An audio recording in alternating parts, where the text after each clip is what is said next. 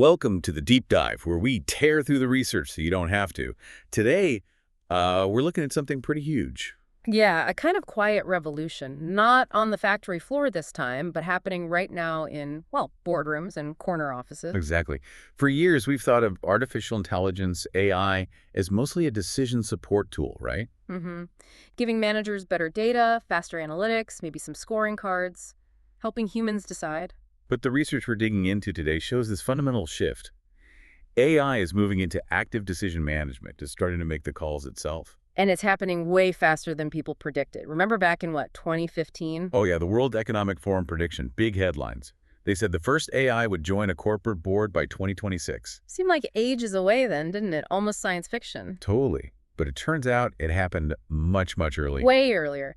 In 2014, a Hong Kong VC firm, Deep Knowledge Ventures, actually appointed an AI named Vital to its board. Vital, what's that stand for? Validating investment tool for advancing life sciences. Quite a mouthful. Okay, so Vital, 2014. That means this quiet revolution is already, what, a decade old? Pretty much. It's been steadily growing, this automation of decisions that, humans used to make exclusively. So our mission today is to really get into the nuts and bolts.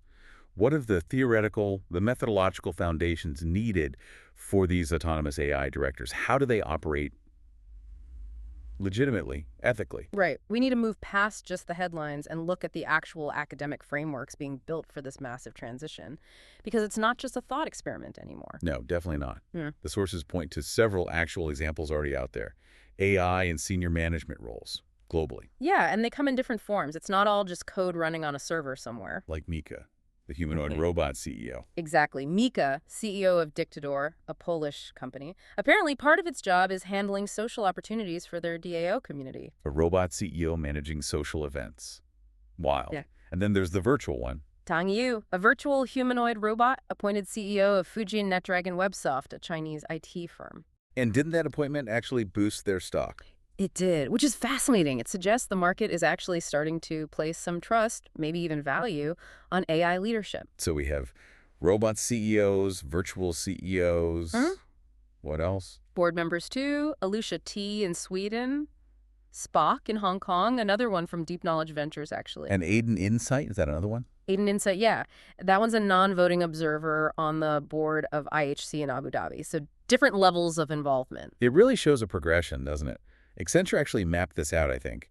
They see 3 stages. That's right. It starts pretty passively. Stage 1 is AI as an assistant. It's like managing schedules, making reports, monitoring things, Ah. basic optimization. Exactly, just a tool. Then stage 2, it gets more involved, AI as an advisor. Okay, so now it's answering questions, developing scenarios, maybe analyzing team dynamics. Yeah, like the Salesforce example. Their AI, Einstein. The CEO, Mark Benioff, apparently talks to it all the time. And didn't it question an executive's success potential in a meeting once? It did. So it's offering opinions, perspective, it's advising. And the final stage, the one we're really focused on, That's AI as an actor. This is the big leap into autonomy. making the actual decisions. Budgeting, planning, resource allocation. All of it. Evaluating options, making the call, initiating change, often without needing a human to sign off. Okay, so when we talk about these actors, what do they actually look like? You said it's not all humanoid robots. No, not at all. The research identifies 3 main types currently. First, the purely analytical ones. Like data centers. Sort of. Yeah. Multifunctional Digital Command Centers, or DCCs. Think ADNOC's Panorama DCC. Huge screens, tons of data. Focus purely on the numbers, the big data decisions, no handshakes needed there. Right. 0 social interaction required for the system itself. Then you have the other end, the social interfaces. It's your Tang Yu, the personalized virtual systems. And Mika, the anthropomorphic robots. They handle the human interaction part of leadership. Okay, DCCs for data, robots avatars for people. What's next? The prediction is hybrid systems. Combining the raw data power of a DCC, the sort of digital brain, with a personalized front end. A robot or a virtual agent face for the data machine. Exactly. To handle the necessary social interaction in the boardroom, the communication side.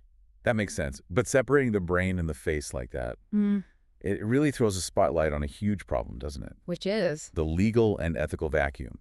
These things are making massive decisions affecting lives, capital, but our laws weren't designed for them. You've hit the nail on the head. That's what the sources called the technological singularity dilemma. Singularity. Yeah. The idea that tech development just rockets past our ability to keep up. Precisely. AI development is moving exponentially faster than our legal and ethical frameworks can adapt. We're creating these powerful agents without really knowing how to govern them. And you can't just apply human law directly, can you? Human decisions are, messy, social, cultural. Full of nuance, discretion, interpretation, AI decisions are technical constructs, binary code. You can't just tell a processor to be reasonable or use its judgment. Exactly. So the argument is we need something different, a specific type of regulation for AI. What was they calling it? Algorithmic law or computational law. Algorithmic law. So the idea is to translate legal principles into code. Essentially, yes. Reduce legal concepts to algorithms a computer can execute. Turn raw data into legal conclusions automatically. That sounds incredibly difficult and maybe a bit risky. Doesn't law need ambiguity sometimes? Isn't that what judges are for? It's definitely a huge challenge, and yes, there's a risk of oversimplification, but the alternative might be ungovernable AI. The goal is to minimize the ambiguity of natural language for the machine. Is there any precedent for this? Translating law into math? Well, funnily enough, Leibniz floated a similar idea centuries ago. He thought disputes could be settled mathematically. Let us calculate, he said. Right, the calculating machine idea. And even today, we see bits of it in complex areas like tax law for transfer pricing. Concepts like market price are often defined using mathematical functions. Median, interquartile range, things like that. Okay, so it's not totally unprecedented to define legal or economic terms mathematically. Exactly. The sources argue if we can do it there, maybe we can extend it to other legal concepts needed for AI governance. But AI isn't always deterministic, is it? Machine learning often gives probabilities, not certainties, especially with things like the law of large numbers. That's a crucial point. The research emphasizes that society needs to consciously accept this shift, away from expecting 100% guarantees towards accepting probabilistic outcomes from these systems. That's a big mental leap for things like corporate accountability, accepting a decision based on an 85% probability of success. It really is. And because these systems are so different, they can't just operate in our open-ended human world. They need boundaries. A sandbox. Basically, yes. It's called the Dedicated Operational Context, or DOC. It's similar to the ODD concept for self-driving cars. ODD, Operational Design Domain, defining where and when the car can drive itself. Precisely. The DOC defines the exact conditions under which the AI director is authorized to make decisions, what data it can use, what rules it must follow. So regulations would need two versions, one for humans, one in code for the AI. That's the idea. It's seen as essential for mixed boards, where humans and AI need to collaborate effectively. Everyone needs to know the rules of the game, including the AI. And if you don't define that context, You risk chaos. The research mentions the example of Sophia, the robot granted citizenship in Saudi Arabia. right, I remember that. Putting a non-human entity into the exact same legal and social context as humans, especially in a place with very specific cultural norms, it highlights the danger. You can't just grant human-like status without defining the operational limits. So the DOC, the algorithmic law, it needs to formalize core principles, Yeah. like fairness. Yes, concepts like fair treatment, non-discrimination, informed consent, even the fair statistical distribution of risks, they need to be translated into quantifiable, machine-readable rules within that DOC. Okay, that's the foundation. Now, how do you actually build one of these AI directors? What's the blueprint? The research proposes a 5-part reference model. It pulls together all these pieces. 5 components, what are they? Computational law, which we just discussed, Mhm. the dedicated operational context, then controlled synthetic data, game theory, and explainable AI, or XAI. Okay, let's break those down. Controlled synthetic data sounds interesting, especially given AI's bias problem. It's crucial. We know historical training data is full of human bias. The classic example is Amazon's recruiting tool. Yeah, it learned to discriminate against women because the historical hiring data showed that bias. Exactly. And even modern LLMs, you ask them for names of CEOs, they'll likely give you mostly male names. They just reflect the biases in the text they were trained on. So you can't just use real-world data if you want an ethical AI. Not if you want an AI that's better than the bias past. That's where controlled generation of synthetic data comes in. How does making up data help? It's not just making it up randomly. It's about generating data that reflects the desired future state, the ethical, legitimate state you want the AI to operate within. Ah, I see. So you design the data to teach the AI the values you want it to have, correcting for past biases. Precisely. You train it to avoid what the sources call the anti-compounding injustice principle. You stop it from automatically making past injustices worse. That's powerful. Training AI on what should be, not just what was. Okay, so you've got ethical data. What about strategy? AI needs more than just rules, right? Right. It needs a way to make complex decisions under uncertainty, especially when dealing with competitors or market forces. That's where game theory comes in. Game theory, like zero-sum games, prisoner's dilemma, that sort of thing. Exactly those kinds of mathematical frameworks. For an AI director, the key question isn't just what's the best algorithm, it's what game is the system playing right now? Is it pure competition? Cooperation? A mix, a game against nature, like market crashes? Yes, identifying the game helps determine the optimal strategy. But crucially, Ethics has to be built in. ethics and legitimacy must be the default constraints. The AI shouldn't even compute strategies based on breaking the law or behaving unethically. That's off the table from the start.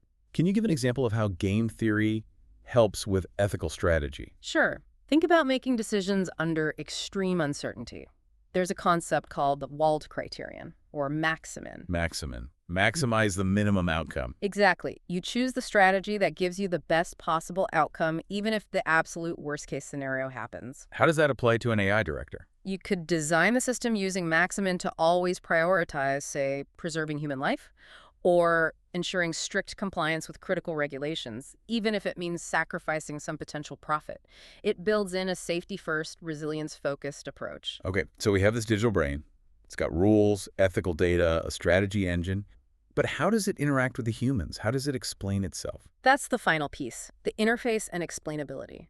The system has to show stakeholders, investors, regulators, the board, that its decisions are logical, legal, ethical. And the interface choice matters, right? You mentioned the DCCs versus the robots earlier. Big trade-offs. The digital command centers use those huge dashboards, ADNOC's 50-meter wall. That taps into our preference for visual info. Humans can literally see the data flow, the process, the validation. Builds trust through transparency of process. Right. But the anthropomorphic robots, or virtual agents, they leverage social cues. The handshake, the facial expression, that builds trust faster, more intuitively. But the risk there is Misleading people, making them think the AI has real emotions, empathy, that it cares, which fundamentally it doesn't. It's simulating. so whether it's a screen or a face, the reasoning needs to be clear. That's the explainable AI, XAI part. Exactly. Technologies like Lime, for example, they allow us to take these incredibly complex AI models and approximate parts of them with simpler models. To explain why it made a specific prediction or decision. Yes, to explain individual outputs in a way humans can understand. I recommended against this investment because these three factors showed high risk, according to my analysis. And this leads to a potential governance mechanism. Something about comply or explain. That's the proposal. Apply the existing comply or explain principle, common in corporate governance, to these AI systems. So the AI has to follow its program policies. Or, if it deviates, it must clearly explain why it deviated. Ah, so that tackles the black box problem head on. It does. It provides a continuous, transparent way to assess the AI's decision-making basis, its ethical track record, its legal defensibility over time. It builds reputation through demonstrable compliance or justified exception. Okay, so putting it all together. Right. This isn't just about automating tasks. This is a whole new way of thinking about corporate governance itself. It really is. Effective autonomous leadership, according to this research, needs that synthesis. Computational law, the dedicated operational context, controlled synthetic data to fight bias, game theory for strategy, and XAI for transparency. It's about building, as the sources say, an ethical and law-abiding operational digital brain on an industrial scale. That's the goal. And the strong message is that regulators just trying to slap restrictions on AI development are fighting a losing battle. That's seen as unsustainable. So instead, the focus needs to shift. Towards building a new kind of global social contract, one grounded in personal algorithmic understanding. We need to manage this transition proactively. Because the singularity, or whatever you want to call accelerating change, demands that our tech and our social systems finally learn to work together effectively. For our own benefit, really. For for human civilization? Which leaves a pretty big question for you. Listen right now. Think about the rules, the laws, the norms in your own field or industry. How would you actually translate those into binary code, into rules an AI could follow? And maybe more importantly, what historical baggage, what biases would you need to deliberately engineer your future AI not to learn? Food for thought. Thanks for joining us on the Deep Dive.